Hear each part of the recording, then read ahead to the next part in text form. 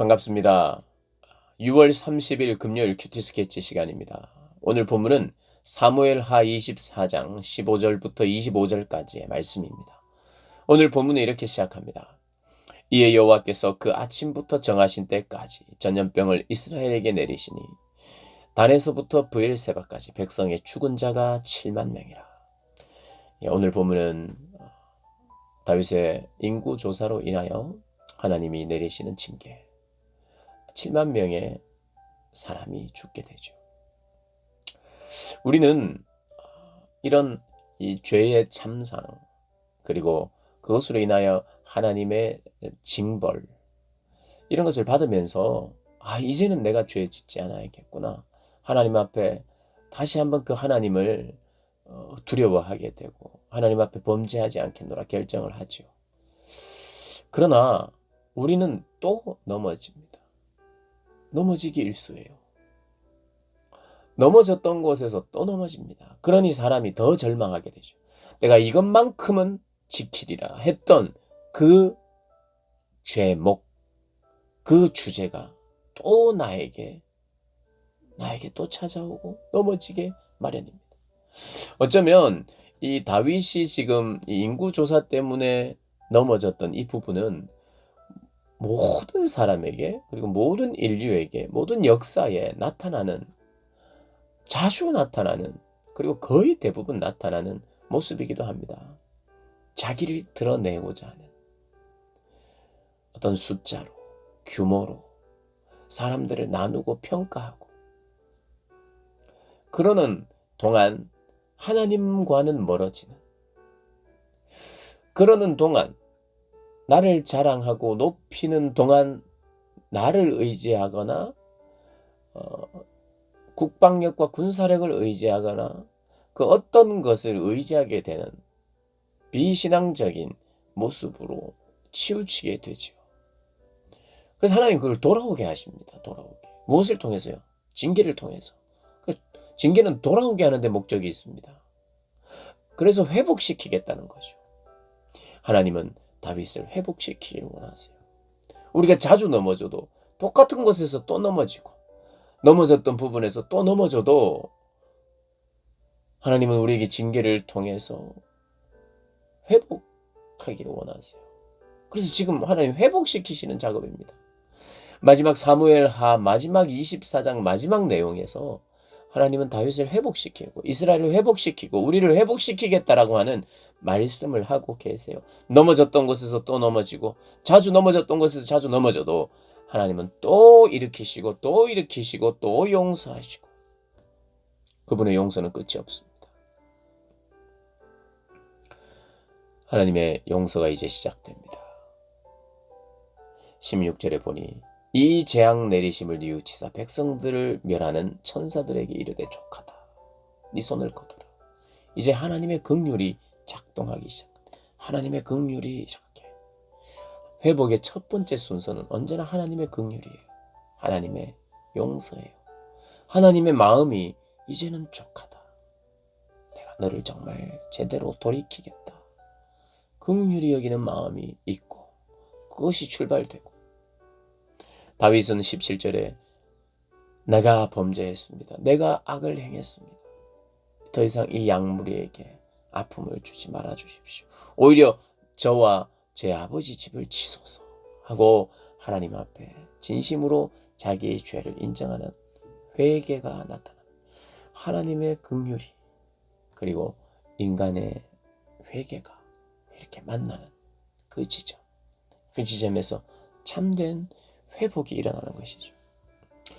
그런데 다윗은 하나님 앞에 입술로 고백하면서 인정할 뿐만 아니라 이제 희생의 제사를 드립니다. 그가 아라우나의 타작마당에서 여호와를 위하여 제단을 쌓습니다. 그런데 이 아라우나가 다윗 왕을 만나서 이렇게 이야기합니다. 21절에 20절에 아라우나가 바라보다가 왕과 그의 부하들이 자기를 향하여 건너옴을 보고 나가서 왕 앞에서 얼굴을 땅에 대고 절하며 이르되 어찌하여 내 주 왕께서 종에게 임하시나이까 하니 다윗이 이르되 너에게서 타작마당을 사서 여호와께 제단을 쌓아 백성에게 내리는 재앙을 그치게 하려 함이라. 내가 제단을 쌓고 싶다. 너의 이 마당을 사고 싶다 이야기합니다. 그런데 아라우나가 다윗이 왕인 줄 알잖아요. 왕에게 이렇게 고백합니다. 내 주 왕은 좋게 여기시는 대로 취하여 드리소서. 번제에 대하여는 소가 있고 뗄 나무에 대하여는 마당질하는 소 도구와 소의 멍에가 있나이다. 이게 다 있다는 거예요. 번제를 드릴 수 있는 게 다 있어요. 이거 왕께 다 드립니다. 마음껏 취하십시오. 이렇게 왕에 대해서 올바르게 표현하고 있는 거예요. 왕 앞에서. 그런데 왕이 이렇게 이야기합니다. 다윗이 이렇게 이야기합니다. 그렇지 않다. 내가 값을 주고 너에게 살이라. 값없이는 내 하나님 여호와께 번제를 드리지 않겠노라.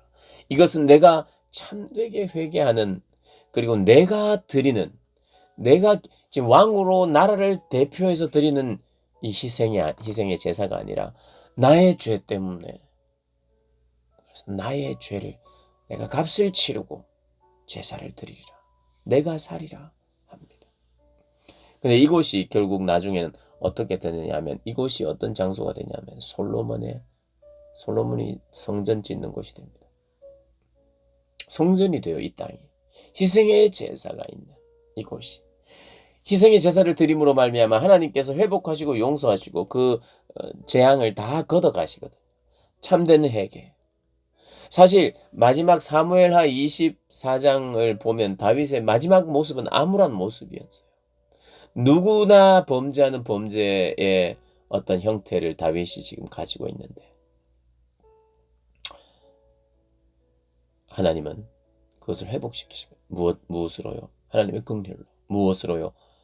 다윗의 진심 어린 회개로. 어쩌면 이건 마지막 장인데 치부를 드러냅니다.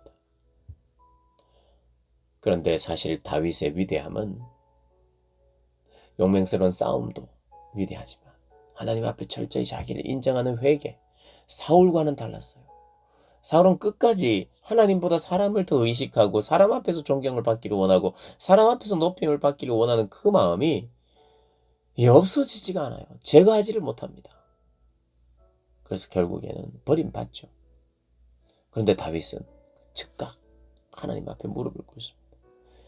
그래서 다윗의 위대함은 오히려 그가 참된 회개를 하는 사람이었다는 것, 여기에서 그의 위대함을 찾아볼 수가 있어요. 그러면서 어떻게 보면 죄를 진심으로 회개하는 모습이 참 위대한 모습이고, 또 그것이 자기의 값을 들여 치르는 것이며, 그것은 앞으로 성전이 되며, 이 마지막 사무엘하를 마치면서 회개를 통한 용서와 회복이 다윗에게도, 다윗의 왕조에게도, 우리에게도 있을 것이라고 말하는 아주 중요한 주제가 담기면서, 돌아온 다윗, 회복되는 다윗, 회복되는 이스라엘, 회복되는 너희, 그것을 우리에게 메시지를 던지면서 마무리하고 있습니다. 그렇습니다. 우리는 진심 어린 회개, 진짜 회개, 참된 회개, 깨어지는 회개, 그것을 통해서 회복되고, 그 회복을 통해서 다시 일어나고, 또 넘어진다 할지라도 또 다시 우리에게 기회를 주시며, 때로는 징계를 주시며, 그러면서 결국 돌아오게 하는 하나님이십니다. 오늘 이렇게 마지막 말씀하시는 것 같아요. 나는 언제나 너와 함께한다. 어떻게 해요? 늘 함께하는데 잘못된 길로 갔을 때 함께하기 때문에 돌아오게 하는 함께함. 하나님은 우리와 늘 함께하십니다. 그래서 우리가 다른 길로 가면 돌아오게 하세요. 돌아오게. 그러니까 하나님이 함께 하시기 때문에 이런 일이 일어나는 거예요. 징계도 받고 고난도 받고 벌도 받고, 하나님이 함께 하시기 때문에 그런 일이 일어나요. 함께 하시지 않으면 버려두시면 이런 일이 안 일어납니다. 그러나 하나님은 돌아오게 하기 위하여 징계를 주십니다. 왜요? 하나님이 함께 하시니까. 그냥 내버려 둘 수 없어요. 그냥 볼 수 없어요.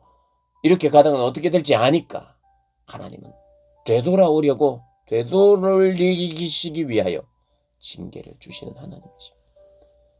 되돌아올 기회를 하나님께서 허락하셨다면, 되돌아올 기회를 내가 얻었다면 하나님 앞에 감사하시고 돌아오는 저와 여러분 되시기를 주님의 이름으로 축복합니다.